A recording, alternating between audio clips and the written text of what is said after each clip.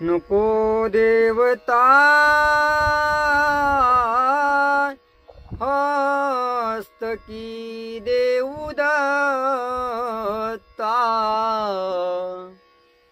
तया कीव नाही मला हीच चिंता। सर्वज्ञ श्री चक्रधर स्वामी की जय। सर्वप्रथम सर्व अच्युत गोत्रीय बांधवांना धर्मगप्पा विथ धनंजय या यूट्यूब चॅनलवरती मनपूर्वक दंडवत प्रणाम, सहर्ष स्वागत। आता आपल्या जवळच काही दिवसांवरती नवरात्र येऊन ठेपलेलं आहे आणि नवरात्र म्हटलं की परमेश्वर स्मरणाचा, परमेश्वर विधींचा कुठेतरी बोलबाला आपल्या पंथात असतो। परमेश्वराचे अनेक विधी आपण या नवरात्रानिमित्त आचरण करत असतो, अनेक बंधनं आपण स्वतःला घालून देत असतो। नवरात्राला अनेक जण अनेक प्रकारे देवधर्म करत असताना, दानधर्म करत असताना, दैनंदिन संसारात सुद्धा, रोजच्या जीवनात सुद्धा आपण नवरात्रावरती विशेष लक्ष देऊन विशेष बंधनं पाळत असतो। परंतु या नवरात्राची सुरुवात का आणि कशी झाली असावी, कधी झाली असावी याचा मागोवा आपण या व्हिडिओमध्ये घेणार आहे। आणि मग नवरात्रात काय करावं, काय करू नये याच्याही संदर्भात मी थोडंसं माझ्या अल्पमतीने सांगण्याचा प्रयत्न करणार आहे। सर्वज्ञ श्री चक्रधर स्वामींच्या लीळेपासून आपण याची सुरुवात करूया। सर्वज्ञ श्री चक्रधर स्वामींचा मुक्काम हिवरळीला म्हणजे आजच्या जालना शहरात होता। जालन्याला मुक्काम झाला ते तिथून ज्यावेळेस पुढच्या गावी स्वामी निघतात, पुढच्या गावाला जाण्यासाठी जेव्हा स्वामी निघतात त्यावेळेस गावाच्या बाहेर जात असताना स्वामी त्या जागेची, त्या ठिकाणाची आठवण करून देतात। ते असतं नागावीर।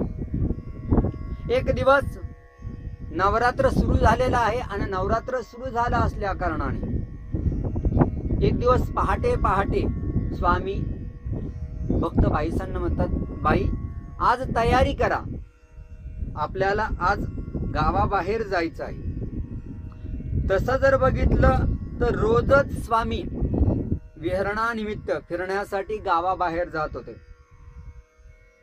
मग आजच स्वामी असं का म्हटले तर रोज बाहेर जात असताना कुठे जायचं आहे, कसं जायचं आहे हे असं पक्क ठरलेलं नसायचं।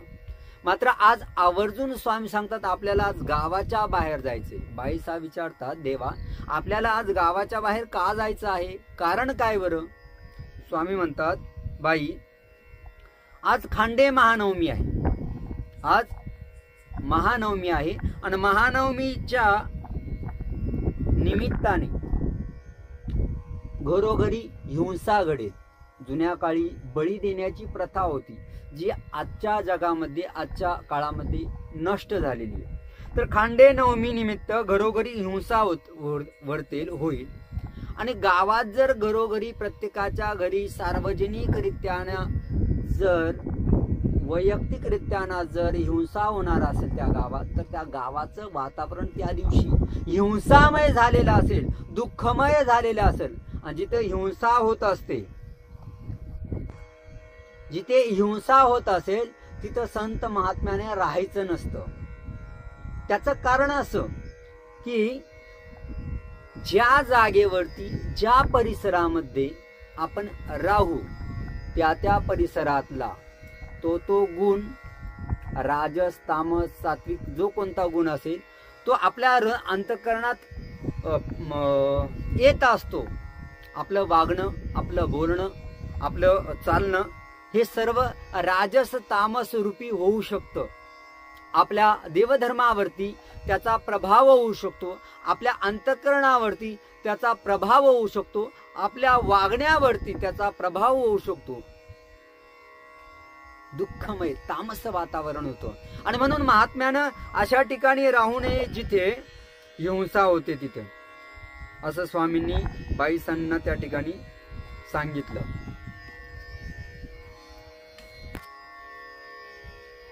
म्हणून महात्म्याने त्या ठिकाणी राहू नये. आणि आज ती जी बळी देण्यात येतो तो देवतांना देण्यात येत असतो. आणि मग त्या ठिकाणी जाऊन देवता त्या बळीचा स्वीकार करत असतात. आणि दिवसभर देवता नगरामध्ये स्वैर विचरत असतात. म्हणून आपण गावाच्या बाहेर जाऊया. बाईसा विचारतात की देवा, नगरामध्ये देवता आज का फिरणार आहे, घरोघरी का जाणार आहे? स्वामी म्हणतात, देवता, बाईसा म्हणतात की देवता नगरात का जाणार आहे? आणि देवता नगरात जाणार आहे म्हणजे गावात येणार आहे, तर आपण काय, आपण आपल्या राजमठात राहूया की? स्वामी म्हणतात की रात्री देवता आमच्याकडे विनंती करायला आल्या होत्या. काय विनंती करायला आलेल्या होत्या? की आम्हाला जीवांच्या क्रियेचा स्वीकार करायचा, हिंसा, आणि तुम्ही असताना आम्ही त्या क्रियेचा स्वीकार करू शकत नाही. मग स्वामींनी त्यांना आश्वासन दिलं की तुम्ही नगरात या, हे नगराच्या बाहेर जाईल. आणि मग स्वामींनी हिंसा झाल्यानंतर तिथं माणसाने का राहू नये यावरती एकांकीच्या घोडातोडी शिष्याची गोष्ट सांगितली. आणि मग स्वामींनी असं सांगितल्यानंतर बाईसांनी तयारी केली, गावाच्या बाहेर गेल्या. गावाच्या बाहेर गेल्यानंतर सर्व गावाच्या बाहेर जी नागाविहीर नावाची विहीर होती त्या ठिकाणी अंगण असं थोडंसं मोकळी जागा होती, त्यावरती स्वामी आसनस्थ झाल्या. त्याच नागा विहिरीमध्ये देवता राहत होत्या. तिथून त्या देवता बाहेर आल्या, स्वामींचं दर्शन घेतलं, स्वामींचं पूजन केलं, आपल्या केसांनी स्वामींचे श्रीचरण झाडले. आणि मग देवता तिथून नगरामध्ये गेले. आता देवता जेव्हा परमेश्वराचं, स्वामींचं पूजन करत होत्या त्यावेळेस काहीतरी आवाज येतोय, गजबज, म्हणजे थोडासा गोंधळ. एक जसं आपण कुठेतरी दर्शनाला गेलो आणि थोडाफार कसा तिथं देवाच्या भेटीला देवतांचा थोडासा आवाज येतोय, तो गोंधळाने,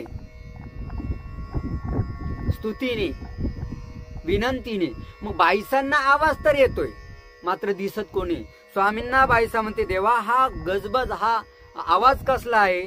स्वामी म्हणतात, बाई हा देवतांचा आवाज आहे.